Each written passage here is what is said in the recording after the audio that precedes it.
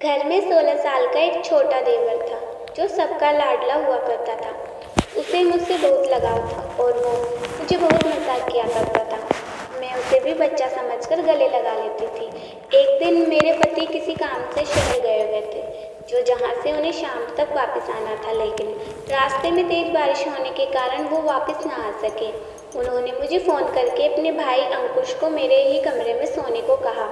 फिर जैसे ही हम सोने के लिए बिस्तर पर लेट जाते हैं तो अचानक ही उसने कुछ ऐसा किया जिससे मेरे होश उड़ गए। मेरा नाम संध्या है।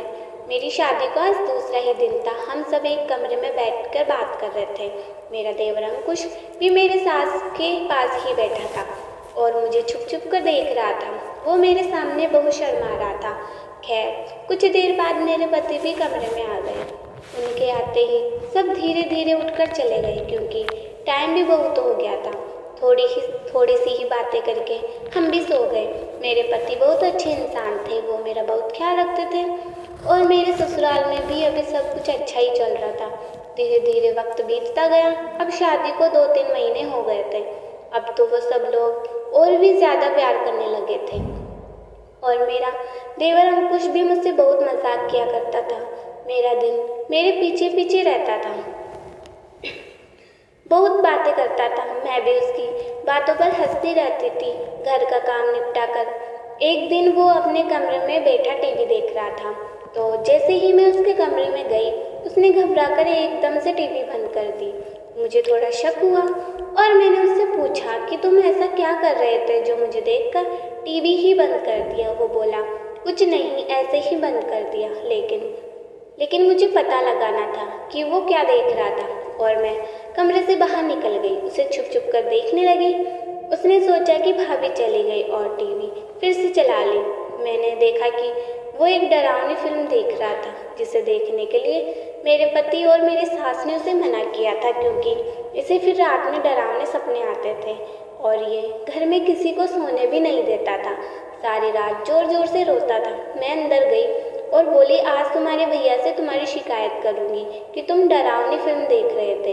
ये सुनते ही वो रोने लग गया और चेहरा को उतार लिया और बोला, आज के बाद नहीं देखूंगा, प्लीज़ भाभी, भैया को मत बताना। मैंने उसको माफ़ कर दिया। मुझे अपना ससुराल बिल्कुल अपने घर के जैसे लगने लगा था। यहाँ सच में बहुत खुशी थी, लेकिन मुझे क्या पता था कि मेरी ज़िंदगी में दुखों की आंधी आने वाली है। एक दिन मैं अपने कमरे में बैठी मेकअप कर रही थी क्योंकि अशोक के घर आने का वक्त हो रहा था, लेकिन उनसे पहले अंकुश मेरे कमरे में आया और मुझे मेकअप करते हुए गौर से देखने लगा। फिर वही एक लिपस्टिक उठाकर बोला, भाभी ये लगाओ, मुझे ये बहुत पसंद है। मैंने सोचा क्यों बच्चे को नाराज़ करना और मैंने वही लिपस्टिक लगा ली। फिर वो मेरी तरफ बढ़ा और मेरे चेहरे को अपने दोनों हाथों से पकड़कर बोला, भाभी आज आप बहुत सुंदर लग रही हो। ये कहकर वो मेरे गले लग गया। उसकी ये हरकत मुझे बहुत अजीब लगी और मैंने उसे पीछे हटा दिया और मैं गुस्से में उसकी तरफ देखने लगी।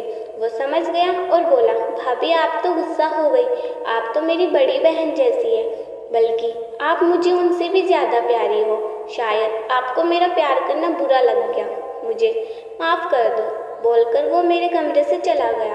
अब मुझे अपनी सोच पर घृणा आ रही थी कि अंकुश ने तो मुझे अपनी बड़ी बहन समझकर गले लगाया था और मैं कितना घटिया सोच रही थी। फिर अगले दिन मैंने उसके साथ पहले जैसा ही व्यवहार किया। वो मेरे गले में हाथ डालकर इधर उधर चलने लगा। ना जाने क्यों मेरे दिल से यह आवाज़ आती है कि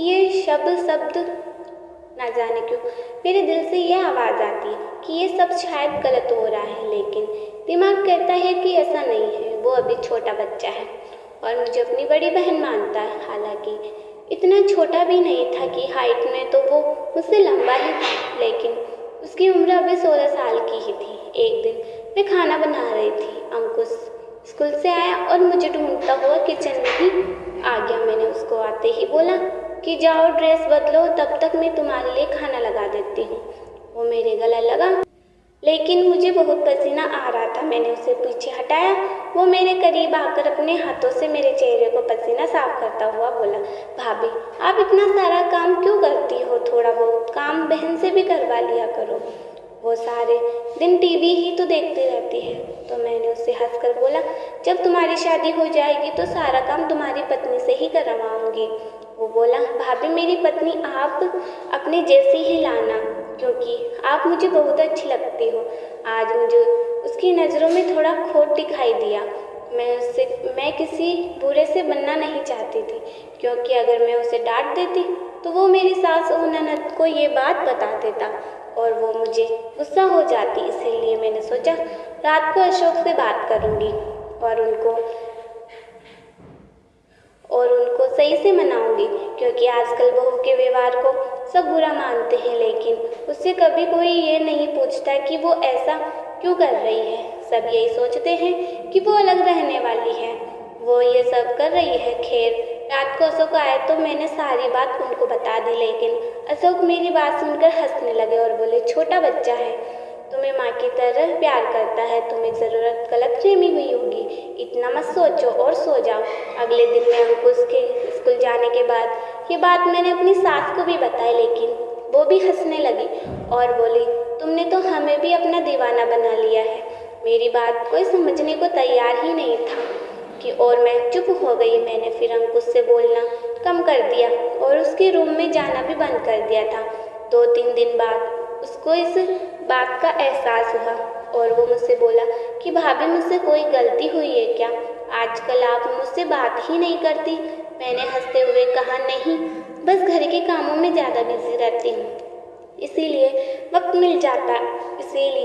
वक्त नहीं मिल पाता। वो मेरी बात भी सुन रहा था और मुझे गौर से देख भी रहा था। थोड़ी देर बाद मुस्कुराते हुए बोला, आपके चेहरे पर ये जो तिल है मुझे बहुत प्यारा लगता है, मन करता है कि बस देखता ही रहूं। मैंने उसे बड़े प्यार से कहा कि मुझे इतने गौर से मत देखा करो, बड़ी बहन से ऐसी बातें नहीं किया करते, बुरी बात है। वो चुप हो गया और वहाँ से बिना कुछ बोले ही चला गया। मैं भी घर के कामों में लग गई। खैर, दिन बहुत अच्छे गुजर रहे थे और एक दिन मेरी तबीयत अचानक खराब हो गई। अशोक मुझे डॉक्टर के पास ले गए। डॉक्टर ने बताया कि मैं प्रेग्नेंट हूँ। ये सुनकर मैं बहुत खुश हुई और बाकी सब घर वाले भी बहुत खुश हुए थे। मुझे आराम और लंबा सफ़र करने को मना किया था। कुछ दिन बाद हम सबको शादी में जाना था। मैंने अशोक से कहा, तुम सब चले जाओ और मुझे मेरी मम्मी के यहाँ छोड़ आओ, लेकिन वो बोलने लगे, नहीं, हम कुछ भी नहीं जा रहा, क्योंकि उसके टेस्ट है जो बहुत ज़रूरी है। तुम दोनों घर पर ही रहना, क्योंकि रात तक तो हम आ ही जाएंगे। वो चले गए, लेकिन रात होते ही तेज बारिश और हवाएं चलने लगी। शाम के वक्त अशोक का फ़ोन आया और बोले कि हम सुबह तक ही आ पाएंगे, क्योंकि बारिश बहुत तेज़ हो रही है और बिजली भी बहुत कड़क रही है। अंकुश को बहुत डर लग रहा था, तो उसे अपने पास ही सुला लेना। मैंने इस बात के लिए अशोक को साफ मना कर दिया था और बोले, वो बड़ा हो चुका है, अभी भी डरता है, उसे कोई डर नहीं लगता, मैं उसे अपने रूम में नहीं सुलाने वाली। अशोक बोले, क्या तुमने बड़ा लगा रखा है? मेरे साथ ज़्यादा बहस मत करो, जैसा कहता हूँ कर लेना। ये बोलकर उन्होंने गुस्से में फ़ोन कट कर दिया, लेकिन मैंने उनकी बात नहीं मानी और अपने कमरे में कुंडी लगाकर लेट गई। कुछ देर बाद बहुत तेज बारिश कड़की। ऐसा लगा कि आसपास ही गिरी हो।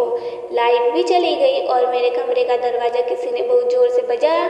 मैं समझ गई थी कि वो अंकुश ही होगा और डर गया होगा।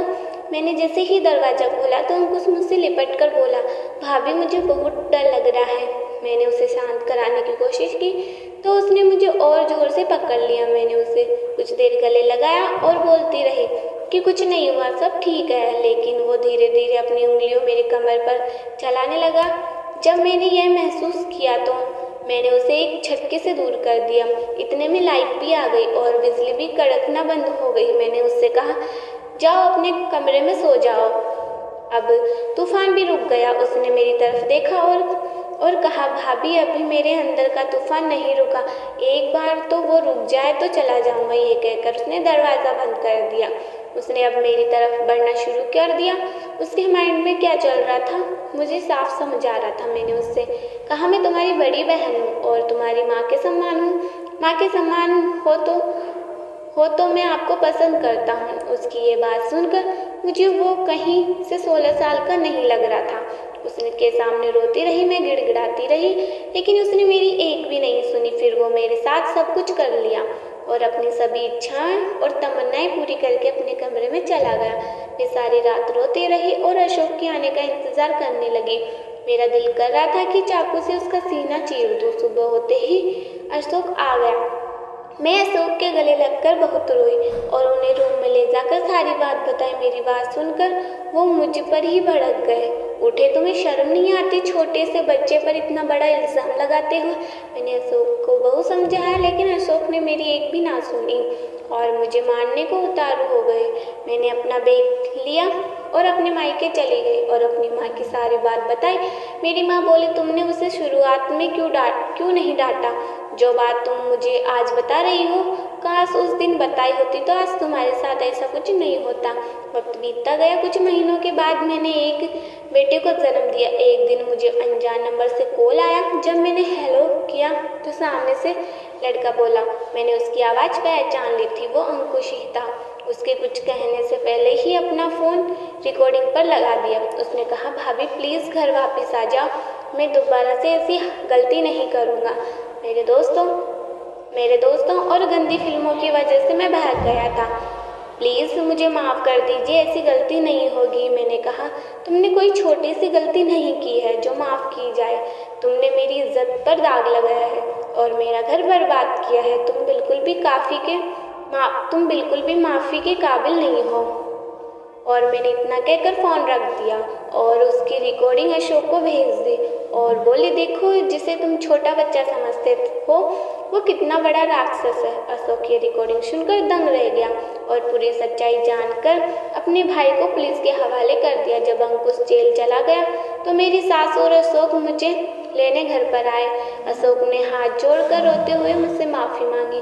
मैंने भी इंसानियत के नाते उसे माफ़ कर दिया, क्योंकि मैं जानती थी कोई भी भाई अपने भाई पर इल्ज़ाम बर्दाश्त नहीं कर सकता जब तक ये वो हकीकत हो जान ले। और हुआ ये भी था कि जब अशोक का सच्चाई का पता लगा तो उन्होंने अपने भाई का साथ ना देकर उसे जेल भिजवा दिया और समझा उसे पुलिस के हवाले कर दिया। उनके इंसाफ को देखकर मैं खुशी खुशी अपने ससुराल आ गई और मेरा घर भगवान की दया से उजड़ने से बच गया। मेरी सभी माँ बाप से विनती है कि अपने बच्चों का ध्यान रखें, उन्हें बुरे लोगों के संगत से बचाया ताकि किसी लड़की को मेरी तरह से हालातों का सामना ना करना पड़े। तो दोस्तों, ये थी आज की कहानी। आपको कैसी लगी कमेंट करके ज़रूर बताइएगा। अगर अच्छी लगी हो तो चैनल को सब्सक्राइब करके और वीडियो को लाइक ज़रूर करते हैं। तो मिलते हैं अगली वीडियो में, तब तक बाय।